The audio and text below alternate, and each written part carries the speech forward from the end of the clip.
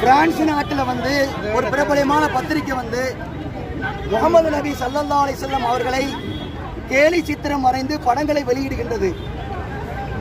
அதனால் முஸ்லிம்கள் கொந்தளிக்கின்ற வேளையில் அந்த நாட்டுடைய அதிபர் இமானுவேல் மெக்ரான் என்பவர் அந்த பத்திரிகையை கண்டிக்காமல், பத்திரிகையை கண்டிப்பதை விட்டுவிட்டு அதை ஆத்திரப்படுகின்ற, தன் உயிருக்கு மேலாக மதிக்கின்ற முகமது நபி ஸல்லல்லாஹு அலைஹி வஸல்லம் அவர்களை கேலி பண்ண பத்திரிகையை கண்டித்து ஆத்திரப்படுகின்ற முஸ்லிம்களை பயங்கரவாதி, தீவிரவாதி என்பதை போன்று பேசுகின்றார்.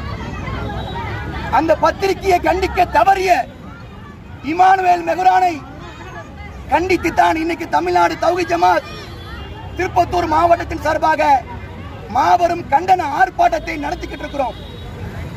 200 கோடி முஸ்லிம்கள் உயிரை விட பெருசாக முகமது நபி ஸல்லல்லாஹு அலைஹி வஸல்லம் அவர்களை மதிக்கின்றார்கள்.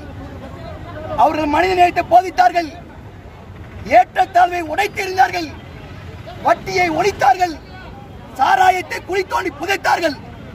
அப்படிப்பட்ட மாமனிதரை புகழாமல், போற்றாமல், அவருடைய புகழ் பாடாமல் அவரை கேலி பண்ணுகின்ற விதத்தில் அந்த பத்திரிகை, பிரான்ஸ் நாட்டில் உள்ள பிரபலமான பத்திரிகை கேலி சித்திரம் இருக்கின்றது.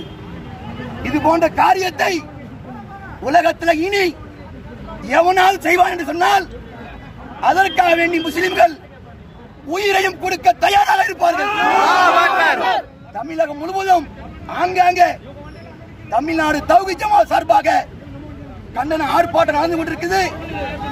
இன்றைக்கு அதனுடைய வெளிப்பாடாக ஜனநாயக அடிப்படையில் நாங்கள் ஆர்ப்பாட்டம் நடத்துறோம். காவல்துறை அதிகாரிகள் அதை உணர்ந்து கொள்ளாமல் கைது செய்கின்றார்கள். கைதுக்கு பயப்படுகின்ற கூட்டம் முஸ்லிம்கள் கிடையாது என்பதை தெரிவித்துக் கொள்கின்றோம்.